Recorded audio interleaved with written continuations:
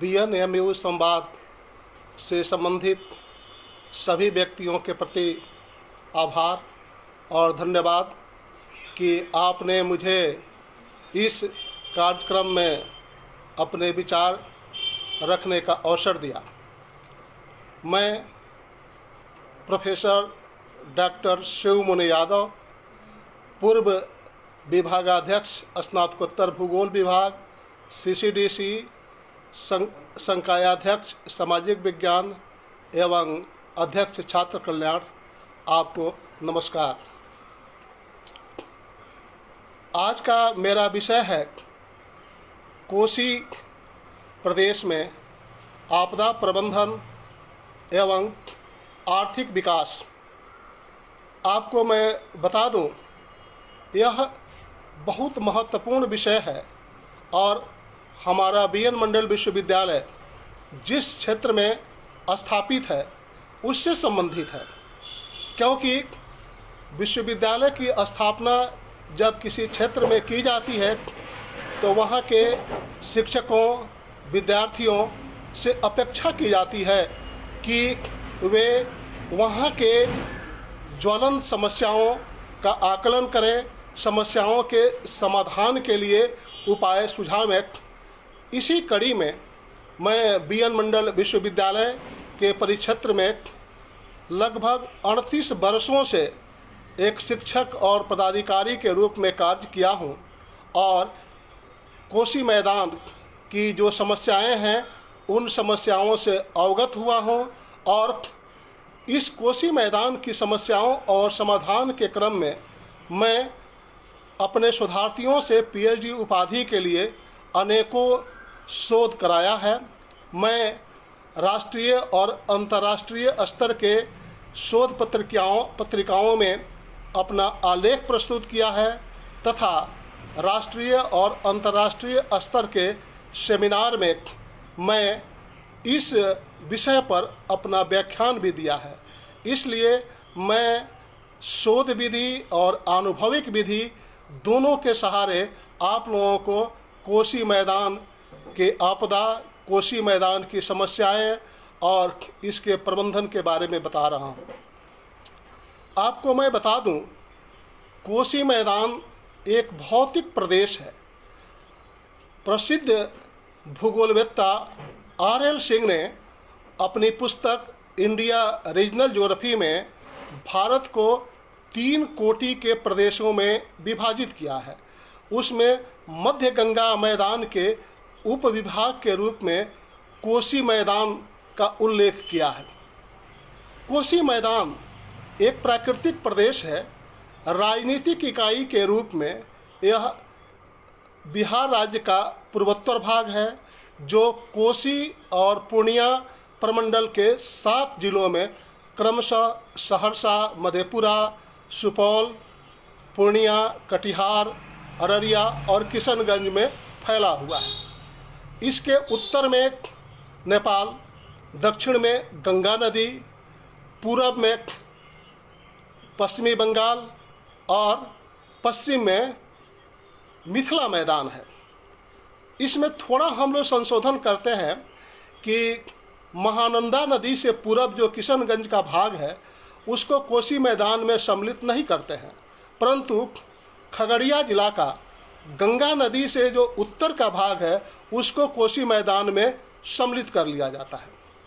कोसी मैदान एक fertile land है और आप जब विगत इतिहास पर जब जाएंगे तो देखेंगे कि विश्व की प्राचीन सभ्यताओं का विकास मूलतः नदी घाटियों में ही हुआ है। कि मिस्र की सभ्यता का विकास नील नदी घाटी में, मेसोपोटामिया की सभ्यता का विकास दजला और फरात घाटी में, यूनान की सभ्यता का विकास टिग्रिस नदी घाटी में और सिंधु घाटी की सभ्यता का विकास सिंधु नदी घाटी में हुआ था।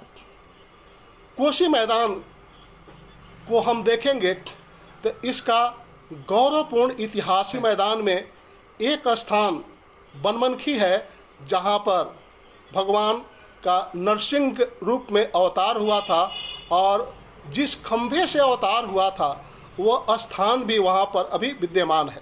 रामायण कालीन स्थान जैसा जनश्रुति है कि राजा दशरथ ने सिंहेश्वर में श्रृंगी ऋषि के द्वारा यज्ञ कराया था और सिंहेश्वर के बगल में सतोखर के पास 7 पोखर यानी 7 हवन कुंड है कि यहाँ महाभारत कालीन अनेकों स्थान है। कटिहार जिला का मनिहारी जो स्थान है वहाँ भगवान कृष्ण का मणि हरा गया था। कटिहार जिला का कुरसेला स्थान है, उस कुरसेला स्थान में कौरवों के बैठने का एक शिला है। किशनगंज जिला का ठाकुरगंज स्थान है, वहाँ पर भीम तकिया स्थान है जहाँ पर भीम रसोइया के रूप में थे और वहाँ द्रौपदी का बर्तन धोने का प्रमाण मिलता है। इसके अतिरिक्त अनेकों यहाँ धार्मिक और ऐतिहासिक स्थान हैं, जैसे तारा स्थान महेशी में, कंदहा में सूर्य मंदिर देखेंगे आप, महेशी में ही मंडन धाम देखेंगे। यहाँ कारू खिरारी स्थान है। मधेपुरा जिला के दक्षिणी भाग में बाबा विश्वरावत का स्थान है। पूर्णिया जिला में पूरन देवी का स्थान है, जहाँ जनश्रुति है कि जब पांडवों का अज्ञातवास की अवधि समाप्त हो गई थी तो अर्जुन ने अपने गांडीव धनुष का टंकार करके यहीं पर अपने अज्ञातवास पूर्ण होने का संकेत दिया था और उसी स्थान को आज पूरन देवी का स्थान कहा जाता है। कटिहार जिला में बल्दियाबारी स्थान है, जहां पर सिराजुद्दौला और सफ्दरजंग का कहता है कि युद्ध हुआ था। इसलिए यह कोसी मैदान जो है धार्मिक, ऐतिहासिक और सांस्कृतिक दृष्टि से एक परिपूर्ण क्षेत्र रहा है। परंतु कोसी, जिसे हम सौरव ऑफ बिहार और ह्वांगहो ऑफ इंडिया के रूप में जानते हैं, कोसी हिमालय पर्वत से अपनी 7 धाराओं से निकलती है। ये 7 धाराएं हैं अरुण, तमूर, तांबा, लिखू, भोटिया और इसके अतिरिक्त जो शाखा है ये 7 शाखाएं हो जाती हैं, लेकिन ये सभी शाखाएं जो है आपस में मिल जाती हैं और चतरा गौर्ज के पास नेपाल में पृथ्वी पर समतल भूमि पर आती है। समतल भूमि से कुछ दूरी पार करके कोसी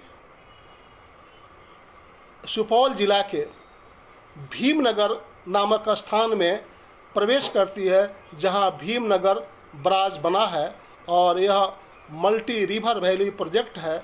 यहाँ 1950 के दशक में पंडित जवाहरलाल नेहरू और नेपाल के महाराजा ने इस बराज का शिलान्यास किया था। पुनः भारत के तत्कालीन प्रधानमंत्री लाल बहादुर शास्त्री और नेपाल के राजा ने इसका उद्घाटन किया। पुनः आप देखेंगे कि कोसी बराज को कोसी समस्या के समाधान के रूप में प्रस्तुत किया गया, परंतु इसमें कुछ तकनीकी कठिनाइयां रह गई, इसलिए कोसी बराज जो है कोसी समस्या का पूर्ण समाधान नहीं हो पाया। हाँ, कुछ समस्याओं का समाधान जरूर हुआ, जैसे यहाँ से दोनों किनारे से पूर्वी कोसी नहर और पश्चिमी कोसी नहर निकाली गई, जिससे पूर्वी कोसी नहर से कोसी मैदान में सिंचाई होती है। आप देखेंगे कि बराज से 5 किलोमीटर आगे पूर्वी कोसी नहर पर ही कटैया में जल विद्युत केंद्र बनाया गया, जिसकी क्षमता 10 मेगावाट निर्धारित की गई। आज वह भी अपनी पूर्ण क्षमता का उपयोग नहीं कर रहा है। आप देखेंगे कि कोसी के दोनों किनारों पर पूर्वी तटबंध और पश्चिमी तटबंध बनाए गए, जो भीमनगर से लेकर कुरसेला तक, जहां कोसी गंगा में मिलती है, वहां तक ये तटबंध हैं। बीच बीच में आप देखेंगे कि कोसी के बाढ़ आते गए हैं, कोसी अपना मार्ग परिवर्तन करती गई है, कोसी कटाव करती गई है। आपको 2 महत्वपूर्ण कोसी के बाढ़, 1987 का कोसी का बाढ़ जो कोसी मैदान के पूर्वी भाग में आया, और 2008 का कोसी का बाढ़ जो कोसी मैदान के पश्चिमी भाग में आया। संयोग से मैं दोनों बाढ़ का भुक्तभोगी हूँ और ऐसे कहा जाता है, जाके पैर न फटी बिवाई, सो क्या जाने पीर पराई। तो मैं दोनों बाढ़ का भुक्तभोगी हूँ, इसलिए मैं जानता हूँ कि कोसी के बाढ़ रूपी आपदा से धन जन आधारभूत संरचना को कितने बड़े पैमाने पर क्षति होती है। इसलिए कोसी मैदान को आपदा प्रधान क्षेत्र, विशेषकर जल और बाढ़ से संबंधित आपदा के क्षेत्र के रूप में चिन्हित किया जाता रहा है। फिर भी कुछ भूगोलवेत्ताओं का और पर्यावरणविदों का मत है कि कोसी प्रोजेक्ट जो बनाया गया और कोसी के दोनों किनारों पर जो तटबंध बनाए गए, वे समस्या का समाधान नहीं बल्कि समस्या को बढ़ाते गए। विगत वर्षों में पूर्वी तटबंध और पश्चिमी तटबंध अनेकों बार टूटे हैं और कोसी के दोनों तटबंध में कोसी का जो अवसाद है वो भरकर इसके सामान्य लेवल से यानी तटबंध से भी ऊंचा हो गया है। इसलिए कोसी के दोनों बांध के क्षेत्र में जो भूभाग है वहाँ के लोग प्रायः प्रति वर्ष बाढ़ से पीड़ित होते हैं। कोसी के साथ साथ देश में जो भी मल्टी वैली रिवर प्रोजेक्ट तैयार होते हैं उसमें अभियंताओं को और प्रशासनिक अधिकारियों को ही सम्मिलित किया जाता है। हम लोग अनेकों बार सुझाव दे चुके हैं कि जब भी यह योजना बनाई जाए उसमें उस क्षेत्र के विशेषज्ञों और भूगोलवेत्ताओं को भी रखा जाए। हम लोग इस निष्कर्ष पर पहुँचे हैं कि ज्यों ही कोसी प्रोजेक्ट की योजना बनाई जा रही थी या कोसी मैदान की समस्याओं का जो समाधान किया जा रहा है उसमें कोसी क्षेत्र के एक बहुत अनुभवी विशेषज्ञ अमरेंद्र मिश्र जी हैं, जो बार बार कोसी समस्या के बारे में सुझाव देते रहते हैं, पुस्तक लिखे हैं, अनेकों शोध पत्र प्रकाशित किए हैं। उनको सम्मिलित किया जाना चाहिए था।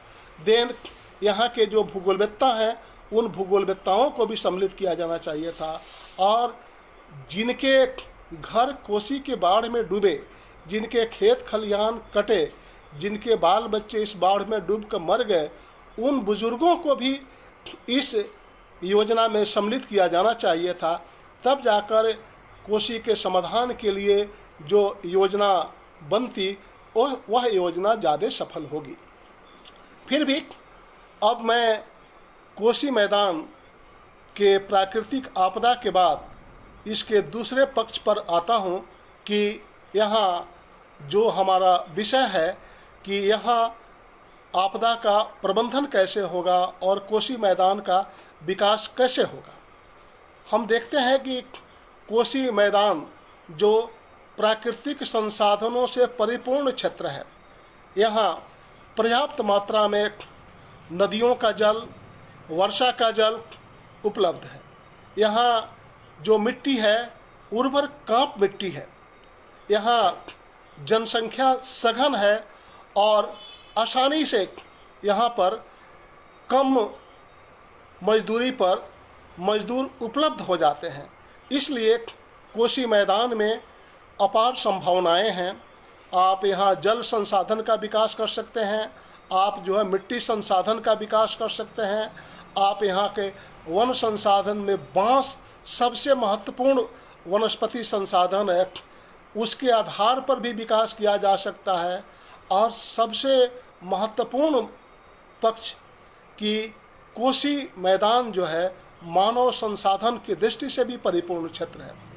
आपको मैं बता दूं कि कोसी मैदान में मानव संसाधन की यह स्थिति है कि यहाँ आप देखेंगे कि जनसंख्या घनत्व है 1010 व्यक्ति प्रति वर्ग किलोमीटर है, जबकि आप देखेंगे कि भारत में जनसंख्या घनत्व 382 व्यक्ति प्रति वर्ग किलोमीटर है। आप देखेंगे कि कोसी मैदान में जनसंख्या वृद्धि दर आप देखेंगे तब देखेंगे कि 28.90 प्रतिशत जनसंख्या वृद्धि दर है, जबकि भारत में जनसंख्या वृद्धि दर जो है 17.7% है। ये दोनों तो जनसंख्या से संबंधित नकारात्मक पक्ष हो गए। आप देखेंगे कि जो जनसंख्या का सकारात्मक पक्ष होता है उसमें देखते हैं कि लिटरेसी को और अर्बनाइजेशन को आपको क्षेत्र के विकास का मानदंड माना जाता है। आप देखेंगे कोसी मैदान में ये दोनों पक्ष हैं, तो यहाँ लिटरेसी का रेट 55.17% है, जबकि देश में लिटरेसी का अनुपात आपको जो है 74.04% है। आप नगरीकरण के अनुपात को देखेंगे तो कोसी मैदान में केवल 7.7% नगरीकरण का अनुपात है, जबकि देश में नगरीकरण का अनुपात जो है 31.16% है। यानी मानव संसाधन के जो विकास के मानक है उसमें हमारा जो कोसी मैदान पिछड़ता है, और मानव संसाधन से जो समस्याएं उत्पन्न होती हैं उसमें हमारा कोसी मैदान आगे है। इसलिए हमारे कोसी मैदान में मानव संसाधन के समाधान के लिए यहाँ पर अब जनसंख्या की मात्रात्मक वृद्धि नहीं होनी चाहिए बल्कि गुणात्मक वृद्धि होनी चाहिए, क्योंकि यहाँ पर जॉब ओरिएंटेड या तकनीकी शिक्षा के संस्थान कम हैं। अगर तकनीकी शिक्षा के संस्थानों का अनुपात बढ़ाया जाए, जॉब ओरिएंटेड जो संस्थानों का अनुपात बढ़ाया जाए, तो मानव संसाधन का प्रबंधन हो सकता है। सबसे बड़ी समस्या आप देखेंगे अभी कोविड-19 की अवधि में जो मजदूर अन्य राज्यों से हमारे बिहार की ओर आए, उसमें सबसे अधिक मजदूर कोसी मैदान में ही आए। आप देखेंगे कि पूर्णिया जंक्शन पर, सहरसा जंक्शन पर और कटिहार जंक्शन पर अधिक अनुपात में बाहर से श्रमिक ट्रेनें आई जिसमें कोसी मैदान के मजदूर आए, और ऐसा लगता है कि हमने कोसी मैदान में मजदूरों का प्रबंधन नहीं किया है। इसलिए मानव संसाधन का एक स्वरूप ये भी है कि हम यहाँ लेबर मैनेजमेंट करें, मजदूरों का प्रबंधन करें, जिससे कहता है इस क्षेत्र में मजदूरों की आय से वृद्धि हो सकती है। ऐसे मैं कुछ शोध पत्र इस रूप में भी लिखा हूँ कि यहाँ कोसी मैदान से मजदूरों का जो प्रव्रजन हो रहा है वह वरदान और अभिशाप दोनों रूपों में है। वरदान के रूप में ये मजदूर जो बाहर के राज्यों में अधिक मेहनत करते हैं, वहाँ से मजदूरी प्राप्त करते हैं, उसका कम से कम वहाँ उपयोग करते हैं और अधिक से अधिक पैसा यहाँ पर बचा कर भेजते हैं, जिससे कहता है यहाँ पर विकास हो रहा है, आर्थिक विकास हो रहा है। परंतु इसे अभिशाप के रूप में इसलिए माना जाता है कि हरित क्रांति के बाद कोसी मैदान में कृषि कार्य की गहनता बढ़ी है, यहाँ क्रॉपिंग पैटर्न में परिवर्तन आया है, यहाँ मजदूरों की मांग बढ़ी है और मजदूर जो है यहाँ से जब प्रव्रजन कर जाते हैं, पलायन कर जाते हैं, तो कृषि की मुख्य अवधि में यहाँ की मजदूरों को कमी हो जाती है और किसान को मजदूरी में अधिक पैसा जो है देना पड़ता है। इसलिए कृषि प्रणाली में यह अभिशाप के रूप में है। फिर भी मजदूर और उनका प्रव्रजन एक स्वाभाविक प्रक्रिया है, यह मानव का नेचर है, क्योंकि मानव के स्वभाव में मोबिलिटी का गुण पाया जाता है।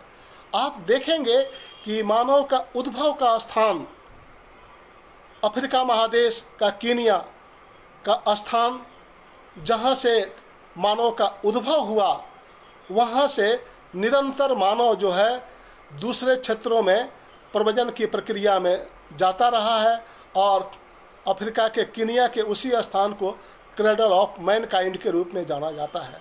इसलिए मानव की स्वाभाविक प्रवृत्ति है, यदि हम चाहें कि टोटल मजदूरों को कोसी मैदान से हम रोक लें, वे रुकेंगे नहीं, क्योंकि आप देख रहे हैं अभी बीमारी की अवधि में ये सभी भाग कर आए, लेकिन अभी देख रहे हैं हम इस सप्ताह में हरियाणा से, गुजरात से अनेकों बस, लग्जरियस बस आ रहे हैं और यहाँ से मजदूर उन बसों के सहारे हरियाणा में, पंजाब में, गुजरात में जा रहे हैं। इसलिए एक स्वाभाविक प्रक्रिया है और आप देखेंगे कि केवल हमारे कोसी मैदान में भी नहीं, आप देखेंगे कि हमारे मजदूर जो है पंजाब जाते हैं और पंजाब के लोग कनाडा जाते हैं।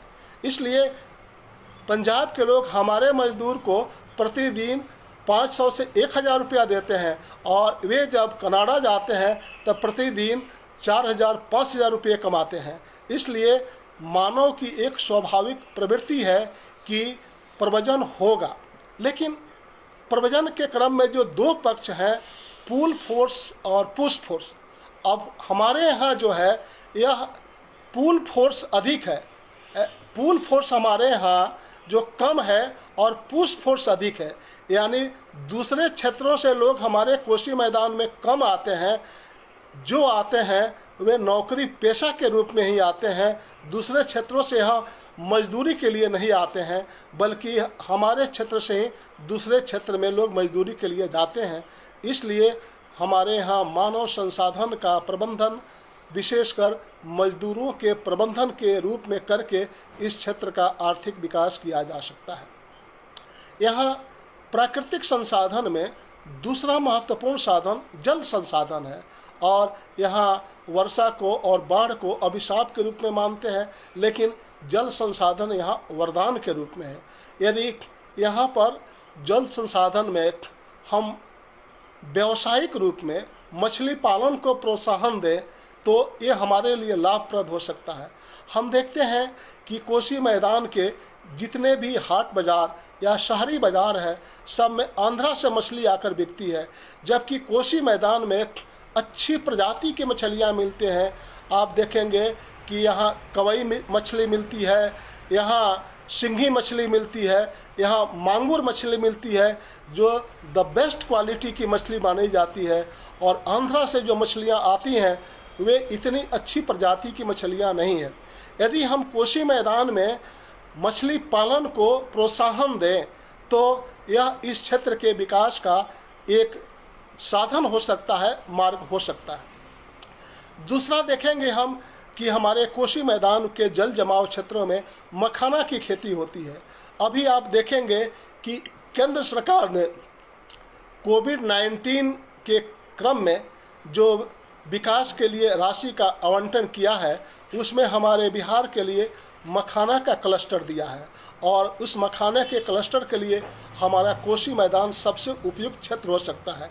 इसलिए हमारे यहाँ जो मखाना होता है वह रॉ मखाना हम जो है कानपुर को, दिल्ली को, अहमदाबाद को, मुंबई को भेज देते हैं। इसलिए यदि हमारे यहाँ मखाना से संबंधित यदि उद्योग स्थापित होते हैं और व्यावसायिक रूप में मखाना के उत्पादन को प्रोत्साहन दिया जाता है, तब यह लाभप्रद होगा और कोसी मैदान का आर्थिक विकास हो सकता है। और यहाँ देखेंगे मखाना के साथ साथ एक सिंघाड़ा भी होता है, जिसे पानी फल के रूप में जाना जाता है। यह भी बहुत उपयोगी फल है, इसलिए इसका भी जल जमाव क्षेत्र में हम जो है प्रोत्साहन दे सकते हैं। लोगों को रोजगार मिलेगा और इससे आर्थिक लाभ मिलेगा। हम देखेंगे कि यह हमारा कोसी मैदान है, यह कांप मिट्टी एलुवियल सॉइल का मैदान है, और विश्व के जो मैदान हैं उन उपजाऊ मैदानों में से हमारा कोसी मैदान है। लेकिन हरित क्रांति के बाद जो कृषि विकास हुआ, कृषि की गहनता आई, उसमें हमारे यहाँ कृषि उत्पाद तो बढ़ा, चावल का उत्पादन बढ़ा, गेहूं का उत्पादन बढ़ा, सबसे अधिक मक्का का उत्पादन बढ़ा, और बिहार का हमारा जो मक्का क्षेत्र है वो सबसे अधिक हमारे कोसी मैदान में है। अभी वर्तमान समय में 2020 में कोसी के सभी जिलों में मक्का जो है लीडिंग क्रॉप के रूप में है, और यहाँ जो मक्का है इस मक्का को ग्रेन गोल्ड के रूप में जाना जाता है। परंतु दुख की बात यह है कि मक्का उत्पादक जो किसान हैं उनको लाभ कम होता है, और इसमें जो मिडल मैन है, बिचौलिए हैं, उनको ज़्यादा लाभ होता है। आपको मैं बता दूं कि कोसी मैदान में मक्का की सबसे बड़ी मंडी पूर्णिया की गुलाब बाग मंडी है, और यहाँ से 7 जिलों से यहाँ मक्का के टेलर ट्रक आते हैं, और यहाँ से मक्का का कोलकाता के बंदरगाह पर निर्यात के लिए भेजा जाता है, और कोलकाता के बंदरगाह से कोसी मैदान का मक्का विश्व के 17 देशों को भेजा जाता है। आप देखें, हम मक्का का उत्पादन करते हैं लेकिन रॉ मक्का का निर्यात करते हैं, और इससे अभी जो विविध प्रकार के उत्पाद तैयार हो रहे हैं, जैसे आप देखेंगे कॉर्नफ्लेक, बिस्कुट, भुजिया, मुर्गी का दाना, इससे संबंधित कारखाने हमारे कोसी मैदान में नहीं लगे हैं। इसलिए मेरा व्यक्तिगत सुझाव है कि यदि बिहार सरकार कोसी मैदान में मक्का पर आधारित यदि उद्योग स्थापित करे तो इस क्षेत्र का विकास हो सकता है, क्योंकि हमारा बिहार या कोसी मैदान ऐसा क्षेत्र है जहां मिनरल्स बेस्ड इंडस्ट्री हम नहीं लगा सकते हैं। हम जब भी लगाएंगे तो एग्रो बेस्ड इंडस्ट्री लगाएंगे। इसलिए एग्रो बेस्ड इंडस्ट्री के रूप में यहाँ पर आपको मक्का से संबंधित उद्योग लगाने की अपार संभावनाएं हैं। आप देखेंगे कि हमारे कोसी मैदान में केला की खेती बड़े पैमाने पर होती है। विगत 4 दशकों से यहाँ की केला की खेती होती है। पहले पूर्णिया जिला के दक्षिणी भाग में आपको देखेंगे कि धमधा में, भवानीपुर में, रुपौली में खेती की शुरुआत हुई और इसका प्रसार आपको कटिहार जिला के मनिहारी और अहमदाबाद तक चला गया। यानी मधेपुरा, पूर्णिया, कटिहार तीनों ज़िले में केला की खेती बड़े पैमाने पर होती है। लेकिन केला उत्पादक जो किसान हैं अपने केला को बेचने के लिए कहाँ जाते हैं? ये कोलकाता जाते हैं, सिलीगुड़ी जाते हैं, गोरखपुर जाते हैं, दिल्ली जाते हैं, कानपुर जाते हैं, और इनके केला का सही समय पर सही दाम नहीं मिल पाता है। यदि केला पर आधारित उद्योग यहाँ पर लागू किया जाए और इससे हम फूड प्रोसेसिंग में केला से भी अनेकों उत्पाद तैयार कर सकते हैं तो हमारे कोसी मैदान का विकास होगा। आप देखेंगे कि हमारे कोसी मैदान में एग्रो बेस्ड इंडस्ट्री के रूप में पहले से यहाँ पर चीनी उद्योग और जूट उद्योग संचालित था। बनमनखी का हमारा चीनी मिल जो है 3 दशकों से बंद है। कटिहार जूट इंडस्ट्री का हब था, वहाँ पर एक बड़ा कारखाना, एक छोटा कारखाना बंद है, और एक कारखाना जो चालू है उसमें भी बहुत कम अनुपात में उत्पादन हो रहा है। इसलिए हमारे कोसी मैदान से जो जूट पश्चिमी बंगाल को आप भेजा जाता है, उससे हुगली नदी के किनारे अनेकों जूट के कारखाने, चटकल कारखाने लगे हैं। लेकिन हमारे कोसी मैदान में जूट का कारखानों का अभाव है। यदि जूट से संबंधित वस्तुओं के उत्पादन के लिए यहाँ कारखाना लगाया जाए तो यह लाभप्रद स्थिति होगी। हम देखेंगे कि हमारे यहाँ वनस्पति के रूप में बांस एक मुख्य वनस्पति है, और बांस के रूप में हमारा कोसी मैदान सबसे धनी है। लेकिन यहाँ से बांस जो है भारत के पश्चिमी राज्यों को जाता है। पहले एक समस्या ये थी कि बांस को घास की प्रजाति में नहीं रखा गया था, इसलिए जब बांस के व्यापारी जब बांस लेकर जाते थे तो उनको बड़ी कठिनाई होती थी। लेकिन विगत वर्षों में केंद्र सरकार ने बांस को जो है घास की प्रजाति में ला दिया है, इसलिए यहाँ बांस का आसानी से निर्यात हो रहा है। लेकिन बांस से संबंधित न तो यहाँ स्मॉल स्केल इंडस्ट्री और न कुटीर उद्योगी को प्रोत्साहन दिया जा रहा है। यहाँ देखेंगे हमारे यहाँ कुछ ऐसी प्रजाति के लोग हैं जो बांस से सामान बनाते हैं, सूप बनाते हैं, डगरा बनाते हैं, झपोली बनाते हैं, शादी विवाह के अवसर पर कहता है अनेकों सामान बनाते हैं, और बड़े अच्छे किस्म का उनका उत्पाद होता है। लेकिन इसको प्रोत्साहन नहीं दिया गया है और नहीं इसका मार्केटिंग किया गया है। इसलिए मेरा सुझाव है कि यहाँ बांस से संबंधित लघु उद्योग और कुटीर उद्योग स्थापित किया जाए, इनको प्रोत्साहन दिया जाए और इनका मार्केटिंग किया जाए, तब यहाँ पर आर्थिक विकास हो सकता है। इसलिए कोसी मैदान में आर्थिक विकास की अपार संभावनाएं हैं, और यदि यहाँ पर मानव संसाधन और प्राकृतिक संसाधनों का सदुपयोग हो, सही रूप में इनका प्रबंधन हो, इनका उपयोग किया जाए, तो हमारा कोसी मैदान जो आज आर्थिक दृष्टि से एक पिछड़ा क्षेत्र है, यह पुनः आर्थिक दृष्टि से विकसित होगा और अपना पुराना गौरव प्राप्त करेगा। आपको मैं बता दूं कि हमारे कोसी मैदान के कथा शिल्पी फणीश्वर नाथ रेणु अपनी लोकप्रिय उपन्यास मैला आंचल को लिखा।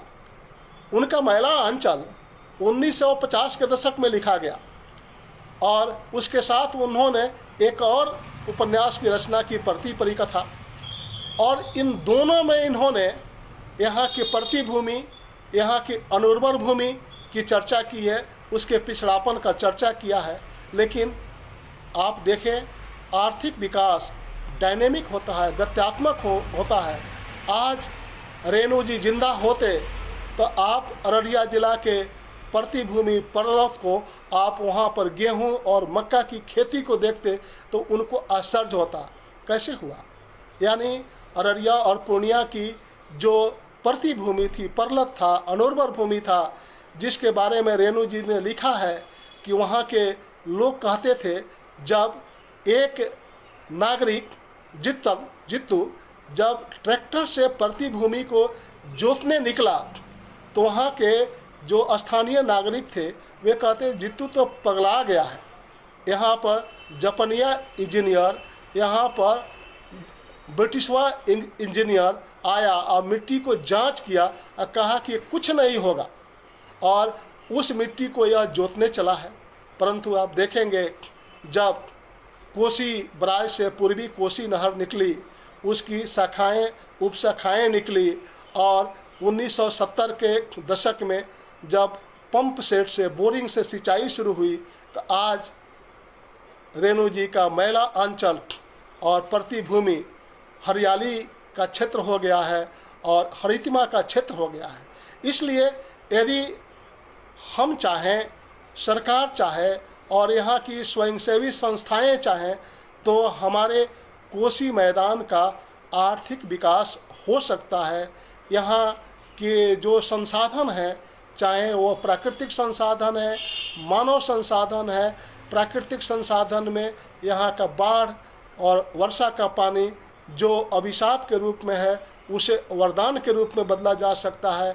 यहाँ का जो लेबर माइग्रेशन को अभी अभिशाप के रूप में लोग मान रहे हैं, उसे आर्थिक वरदान के रूप में माना जा सकता है। और कोसी मैदान का जो पुराना गौरवपूर्ण इतिहास था कि इस क्षेत्र में भगवान को नरसिंह अवतार के रूप में जन्म लेना पड़ा। श्रृंगी ऋषि को यहाँ पर तप कर राजा दशरथ के लिए एक यज्ञ, पुत्रेष्ठि यज्ञ कराना पड़ा, और यहाँ पर शंकराचार्य मंडन मिश्र से शस्त्रार्थ करने में उनकी पत्नी से हार गए थे।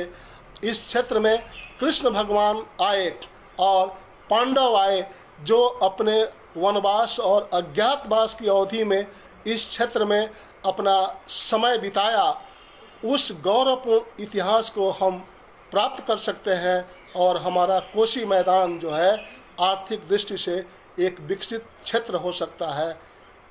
इन्हीं विचारों के साथ, इन्हीं सुझावों के साथ मैं अपनी बात को मैं समाप्त करता हूं और अपने जो श्रोताओं से मैं अनुरोध करता हूं कि आपको जो बातें अच्छी लगें या जो बातें इसमें अच्छी नहीं लगें, उस पर आप मुझे सुझाव भी दे सकते हैं। आपके सुझाव का मैं स्वागत करूंगा और मैं अगले शोध कार्यों में, शोध पत्रों में या अगले व्याख्यान में आपको सुझावों के अनुरूप मैं अपने अनुभव में, अपने शोध में सुधार करूंगा और आपके सामने पुनः प्रस्तुत करेंगा। मैं एक बार पुनः BNMU संवाद के सभी सहयोगियों के प्रति आभार प्रकट करता हूं, विशेषकर अपने छोटे भाई के समान डॉक्टर सुधांशु जी, जो BN मंडल यूनिवर्सिटी के PRO हैं, संप्रति एकेडमिक शाखा को भी संभाल रहे हैं। वे तकनीकी रूप में इतने धनी हैं कि मैं देख रहा हूं कि विगत 3 वर्षों से BN मंडल विश्वविद्यालय के सभी महत्वपूर्ण कार्यक्रमों को कवर करते हैं और उनका इलेक्ट्रॉनिक्स एंड प्रिंट मीडिया में प्रसारित करते हैं। इसलिए सुधांशु जी को भी बहुत बहुत धन्यवाद। नमस्कार।